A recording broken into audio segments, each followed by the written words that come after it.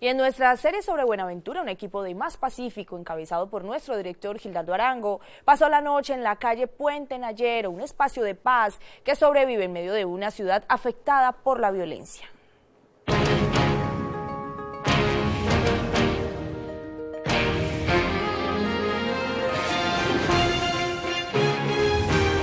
El espacio humanitario de Puente Nayero hoy es un ejemplo para el mundo entero, para que el gobierno hoy tome conciencia que estamos luchando por la no violencia.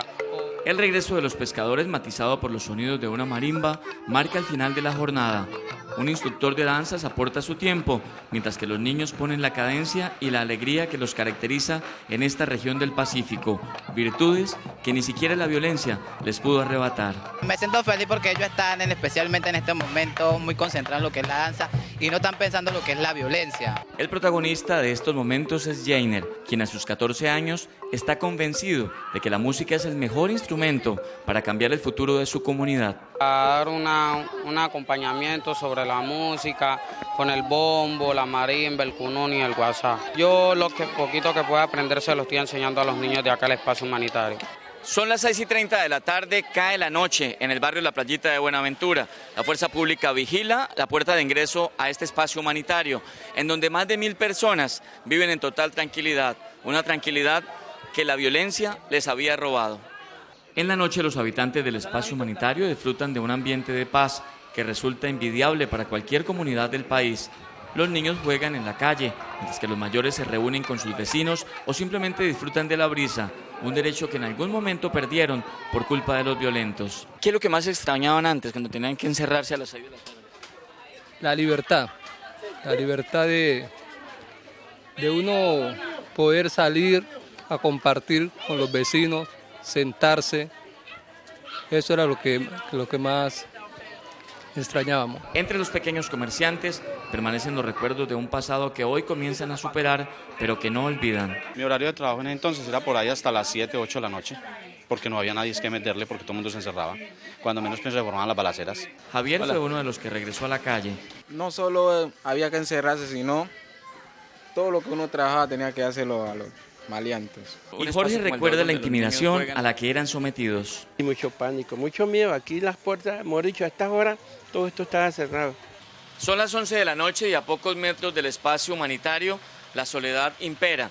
El ambiente es tenso y los establecimientos comerciales ya están cerrados. El ambiente de paz que se vive en esta calle contrasta con el dolor que a esa misma hora embarga a los habitantes del barrio El Ruiz, en zona continental de Buenaventura, en donde son velados Jonathan Suárez y Leonardo Fabio Casierra, el final de una pesadilla que comenzó en noviembre pasado, cuando fueron contratados por un hombre que les ofreció trabajar en una construcción. Mi hermano lo habían invitado a echar una plancha. Entonces, pues empezamos a buscar con mi hermana, a poner denuncio y nada, y nunca apareció. Pues entonces ya de ahí nosotros ya lo dimos por muerto. Vinimos, hicimos lo que era la última noche, y pues ya. Jonathan tenía 19 años y había prometido trabajar incansablemente para regalarle una casa a Liliana, su madre, una mujer que, aunque intenta mostrarse fuerte, no logra entender por qué su hijo fue asesinado y desmembrado en una casa del barrio El Progreso. Después de 6 meses de incertidumbre, sus ojos parecen cansados de llorar. No es de olvidar que si él fuera malo, pues vamos y vengamos. Fieles a una tradición ancestral, los familiares y amigos de Jonathan rezan el rosario de medianoche.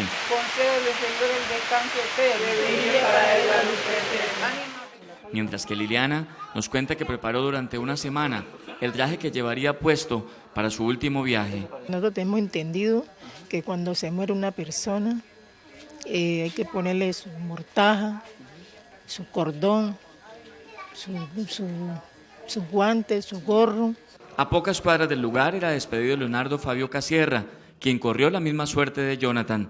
Sus seres queridos viven en Satinga, desde donde llegaron unas 8 personas, integrantes de una familia muy pobre, a quienes los vecinos les prestaron una casa para el velorio. Yo soy una mujer pobre, yo no soy rica y estos días todo lo que he hecho para ver la vida de mi hijo Leonardo Fabio, que es el último hijo mío.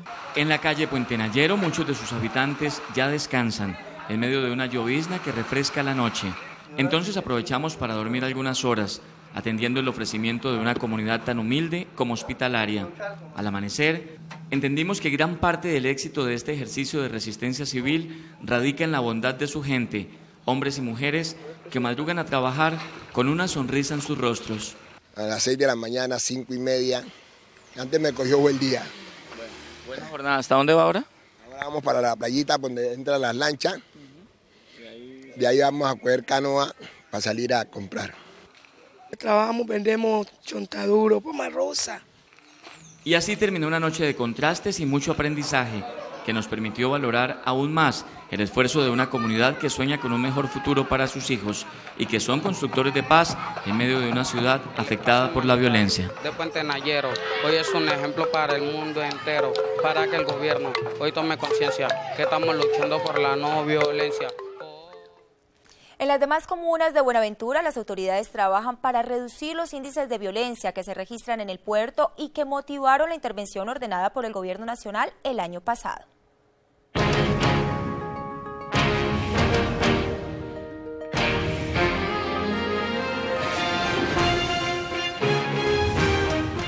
La fuerza pública vigila las puertas de ingreso al espacio humanitario creado por los habitantes de la calle Puente Nayero, en cumplimiento de medidas cautelares ordenadas por la Comisión Interamericana de Derechos Humanos. De esta puerta hacia afuera, las autoridades trabajan para mitigar el impacto de una violencia en la que la sevicia y la tortura se consolidaron como prácticas regulares de confrontación. La Fiscalía, por ejemplo, aumentó de 15 a 25 el número de fiscales, duplicó su grupo de investigadores y puso en marcha una estrategia que ha permitido esclarecer un alto porcentaje de los crímenes de alto impacto, en especial los ejecutados por las bandas criminales en las denominadas casas de pique o viviendas utilizadas para torturar y asesinar a sus víctimas. Eso nos ha permitido por lo menos que varios de sus líderes estén hoy enfrentando cargos de desaparición forzada, homicidios en donde las personas están desmembradas, las extorsiones, desplazamientos forzados, es decir, están respondiendo por delitos que son de lesa humanidad.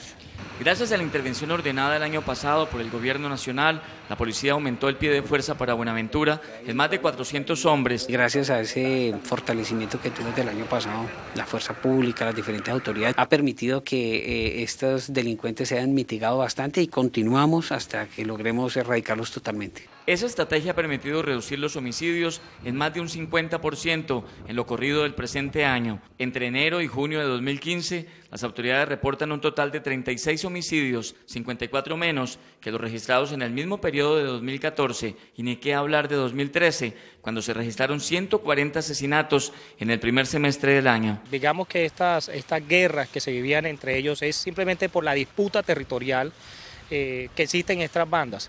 Esta disputa territorial es simplemente el control de la ruta de narcotráfico hacia Centroamérica. Según la Fiscalía, en lo corrido del presente año no ha sido reportado ningún caso de desmembramiento humano, mientras que en 2014, a esta fecha, 13 personas habían sido víctimas de esa práctica cruel, que generalmente es cometida por un numeroso grupo de jóvenes. Hemos estado observando en el modus operandi que son entre 9 y 11 personas, y generalmente dentro de esas personas hay menores de edad, que es lo más lamentable que tenemos. En 2015, la Fiscalía ha librado 92 órdenes de captura, 47 de ellas contra integrantes de bandas criminales, de las cuales 27 ya se hicieron efectivas. Tenemos una articulación perfecta, Policía Nacional, Ejército, Brigada, Infantería de Marina, está la Fiscalía, CTI, todos los componentes de seguridad están articulados, haciendo presencia en las calles, en los barrios, en las comunas. Para el alcalde Bartolo Valencia, estas cifras son el resultado de un trabajo articulado en contra de la violencia.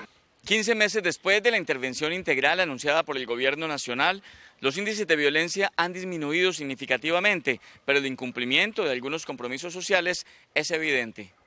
Entre los compromisos incumplidos figura la no ejecución de las obras prioritarias para evitar que miles de habitantes del puerto sigan padeciendo la falta de agua en una ciudad bañada por 13 ríos y quebradas. Tampoco se amplió la pista del aeropuerto, que hace parte de las 30 acciones para mejorar la competitividad ante eventuales cierres de la vía al mar, y no llegaron las 50 cámaras de seguridad prometidas. Para el historiador Roberto Lozano Batalla, la crisis social y humanitaria que vive Buenaventura es en parte responsabilidad de sus gobernantes. Desde 1910 al presente ha tenido más de 110 alcaldes. No se han esmerado realmente por darle solución al pueblo.